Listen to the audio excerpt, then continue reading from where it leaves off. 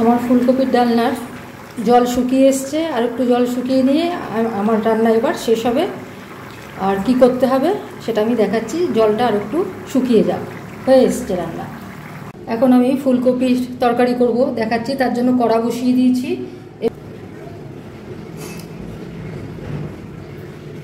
5 পলা মতো তেল দিয়ে দিলাম। আর একটা কথা বলি, ফুলকপিগুলো আমি একটু হালকা গরম জলে ভাপিয়ে নিচ্ছি, কারণ অসময়ের ফুলকপি তো, তার মানে এটা ধরুন কোল্ড স্টোরেজ থেকে আসছে, তো অসময়ে এই সমস্ত জিনিস খেতে ভালো লাগে। শীতকালে যেমন এঁচড় খেতে ভালো লাগে, গরমকালে ফুলকপি খেতেও ভালো লাগে। তো আমি একটু ভাপিয়ে নিয়েছি, গরম জলে এগুলো ভাপিয়ে নিয়েছি।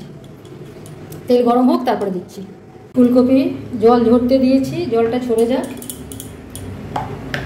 এটা আমি এবার ভাজবো, তেল গরম হয়ে যাক, তারপরে ভাজবো। তেল গরম হয়ে গেছে, এবার আমি ফুলকপিগুলো ছেড়ে দেবো। ঢাকা দিয়ে দিচ্ছি, আঁচ কমিয়ে দিয়েছি। ফুলকপি অনেকটাই ভাজা হয়ে গেছে, আঁচ বাড়িয়ে ফুলকপি ভেজে নিয়েছি। আর এবার আমি এই আলুগুলো ছেড়ে দিচ্ছি, কারণ আমার আলুগুলো সিদ্ধ করা থাকে। নতুনদের উদ্দেশ্যে বলছি যে যদি কাঁচা আলু থাকে তাহলে কিন্তু ফুলকপি এবং আলু একসাথেই ছাড়তে হয়, কারণ দুটোই ভাজতে সময় লাগে। যেহেতু আমি অনেকবার বলেছি সুগার আছে, আমি আলুগুলো একটু ভাপিয়ে নিই, নয়তো সিদ্ধ করে নিই। তো আমার এগুলো সিদ্ধ আলু, সেই জন্য আমি এটা পরে দিলাম। একটু এবার ভেজে নিচ্ছি আলু সহ, তারপরে দেখাচ্ছি। একটু এতে নুন দিয়ে দিচ্ছি, তাহলে পরিমাণটা কমে যাবে, জল বেরিয়ে যাবে আর কি, তাড়াতাড়ি রান্নাটা করা যাবে। একটু নুন দিয়ে দিলাম, আর একটু এবার এতে হলুদও দিয়ে দিচ্ছি। হলুদও 1/4 টিস্পুন দিয়ে দিলাম। এবার একটু ভেজে নিয়ে, আঁচটা কমে রেখেছি। এবার আলুটা একটু কম আছেই ভেজে নেবো, কারণ ফুলকপি অনেকটাই ভাজা হয়ে গেছে। ঢাকা দিয়ে ফিরে আসছি। কিছুটা ফুলকপি আমি তুলে নিয়েছি, বেশি ভাজা হয়ে গেছে। এবার আলুও আমার ভাজা হয়ে গেছে।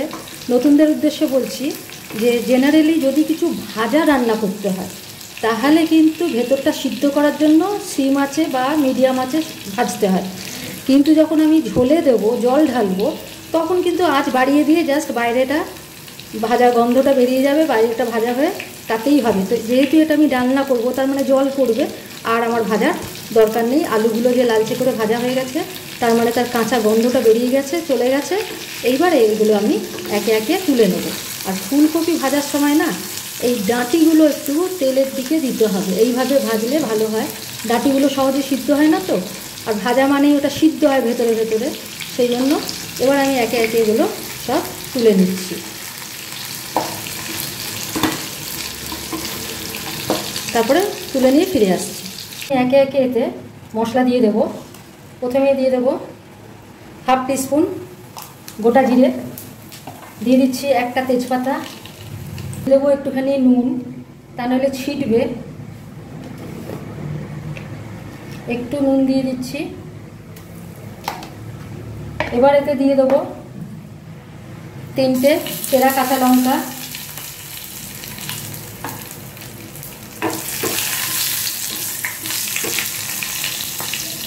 এবার এতে দেবো পেঁয়াজ রসুন লঙ্কা বাটা 3 চামচ। পেঁয়াজ রসুন লঙ্কা বাটা দিলাম। দিয়ে দেবো একটু হলুদ গুঁড়ো, 1/2 টিস্পুন মতো হলুদ গুঁড়ো দিলাম। দিয়ে দিচ্ছি একটু 1 চামচ 1 টিস্পুন জিরে গুঁড়ো,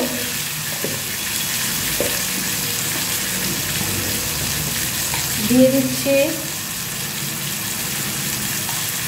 1/2 টিস্পুন ধনে গুঁড়ো। একটু আমি এটা দিয়ে কষিয়ে নিচ্ছি, তারপর আরও দিচ্ছি, দেখাচ্ছি। ধরে দিয়েছে। এবার এতে দিয়ে দিচ্ছি 1 চামচ আদা বাটা, দিয়ে দিচ্ছি 1 চামচ টমেটো বাটা, এগুলো দিচ্ছি। আর এর সাথে দিচ্ছি 1 চামচ দই। দই আর একটু বেশি দিলেও কোনো অসুবিধা নেই, 1.5 চামচ মতো দই দিচ্ছি। এবার এটা মশলাটা কষাবো, তারপরে দেখাচ্ছি। কষিয়ে নিয়ে ফিরে আসছি। দই দেওয়াতে আঁচটা কমই রেখেছি আর মশলা ভাজা গন্ধও কিন্তু বেরিয়েছে। এবার আমি সবগুলোই দিয়ে দিচ্ছি, আলু, ফুলকপি এগুলো সবই দিয়ে দিচ্ছি এতে।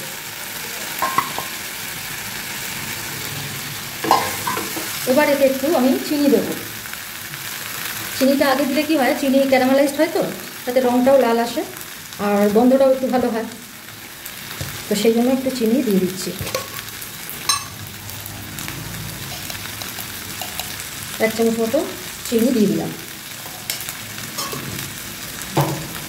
আর একটু কষিয়ে নিয়ে জল ঢেলে দিলাম। মাখিয়ে নিয়ে আগে মশলাটা সব কিছুর মধ্যে মাখিয়ে নিতে হবে।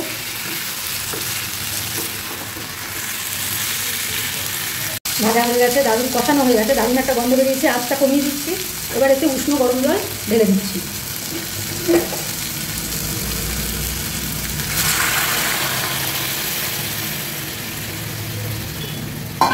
ব্যাস, এবার এটা সিদ্ধ হোক, তারপরে কি করছি দেখাচ্ছি।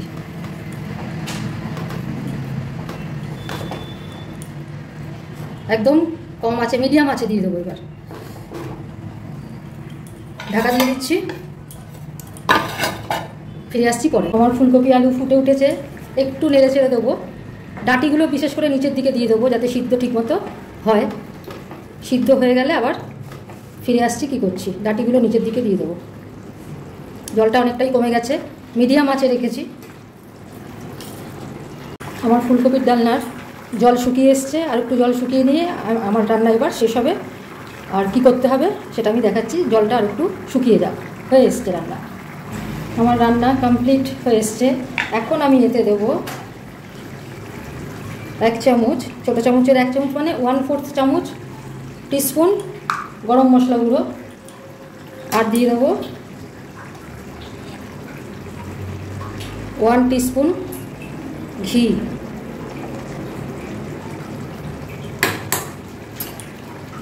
এবার আমি এটাকে নামিয়ে সার্ভ করে দেখাচ্ছি। আজকের মতো আমার রান্না এখানেই শেষ।